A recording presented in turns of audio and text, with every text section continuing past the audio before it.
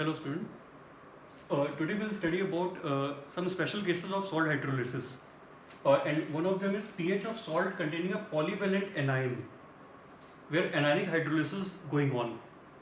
But this salt contains a polyvalent anion. For example, if we take, suppose if the Na3PO4 solution is given, aqueous solution is given.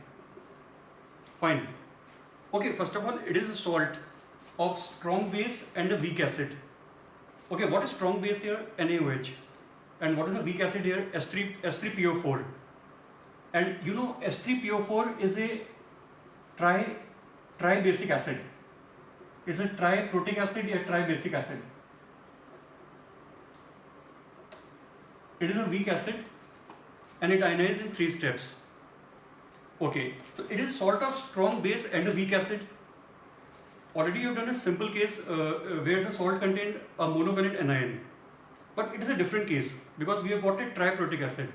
So it is salt of strong base and a weak acid. Fine. Now we have to find the pH of this salt solution. And suppose its concentration is C mole per liter. Its concentration is that. Now first of all, what is happening? First of all, this salt is getting ionized into thrice Na plus and PO4 3 minus. And now the anion is getting hydrolyzed and not cation. So there is an anionic hydrolysis going on.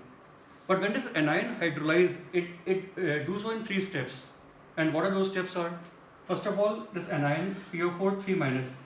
See, in the hydrolysis there are 3 steps are there. So what is the first step is? That is anion is interacting with water and giving HPO4 2 minus and OH minus. First step is that. But hydrolysis is carried on further.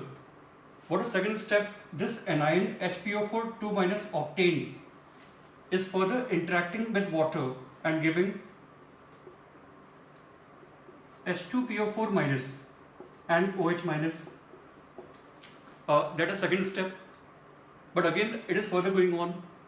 Now this anion is further hydrolyzed with water and forming this anion H2PO4 minus is interacting with water and forming S3PO4 and OH minus. So you can clearly see that in the hydrolysis there are 3 steps and we have to consider them effectively. Now all these 3 steps are there. Now in the first step, now, what will be the equilibrium constant of the first step? Let us see the equilibrium constant of the first step, second step and third step. What is the equilibrium constant of the first step? See, if we just analyze it precisely, then the equilibrium constant of the first step will be KH1 is given by KW by K3. It is given by this. Well, what is KW is? KW is the ionic product of water. And what is K3 is? See, K3 is the third step dissociation constant of the weak acid S3PO4. Because it ionizes in how many steps? 3 steps. So we have got K1 for first step, K2 for second step and K3 for third step. And this can be proved very, very easily if we put up the values here. So for the first step, what is the hydrolysis constant KH1? KW by K3 for the first step. Similarly, what about second step? For the second step, the hydrolysis constant KH2 is given by KW by K2.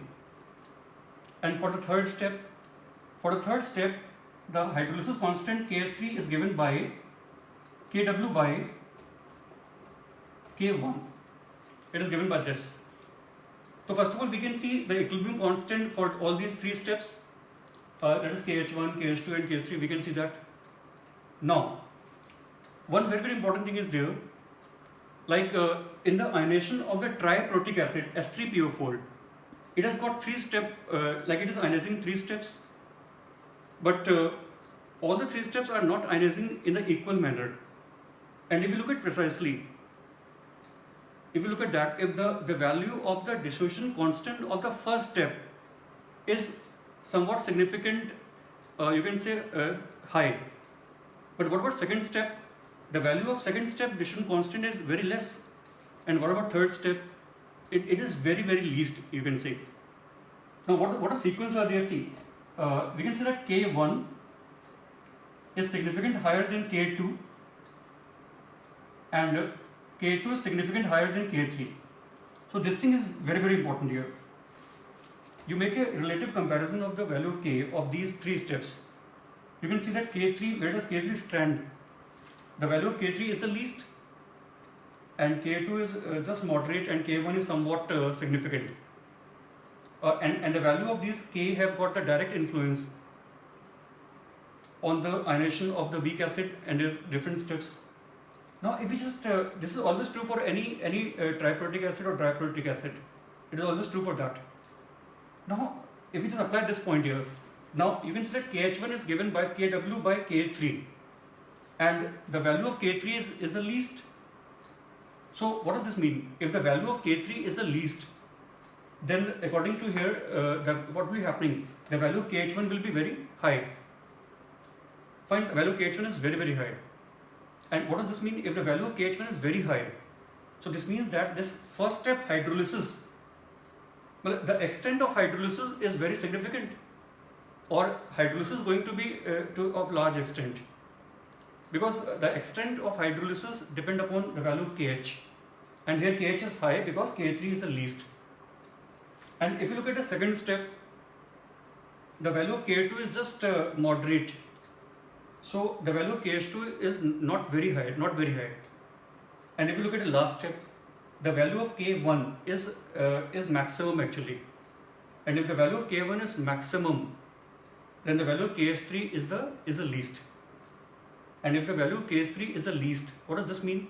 That the extent of hydrolysis of the third step is very, very less, because they directly depend upon the value of KH, hydrolysis constant. So here we are getting one conclusion, what? That in the first step, the extent of hydrolysis is very high, because the value of KH1 is also very high. But what about second step and third step? The extent of hydrolysis, because of this reason here, the extent of hydrolysis of second step and third step is actually very less. Third step is actually very, very less. But it don't stand. It is not comparable to first or second step. So third step is totally discarded. Its extent of hydrolysis is very, very less. And what about second step? It is also not so significant. So for the practical calculation, what we can do? We can just neglect the hydrolysis of second step and third step. We can do that. We can discard we should not consider the hydrolysis of second step and third step. And significantly, we'll consider the hydrolysis of first step only. And that is this. And its equilibrium constant is what? Kw by K3. We'll consider that and discard the second and third step. Now with the help of this equilibrium reaction and this expression of KH1, now we can just find out the expression of pH. Let us see it. Fine, and you have seen the reasoning why we are discarding these two. Okay.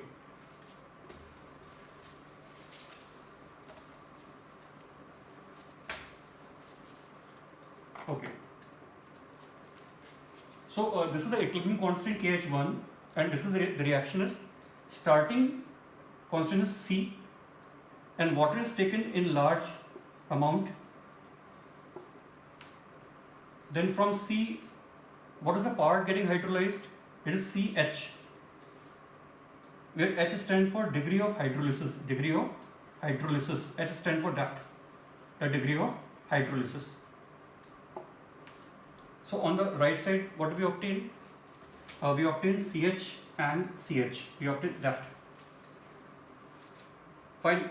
And now what is the equilibrium constant given by?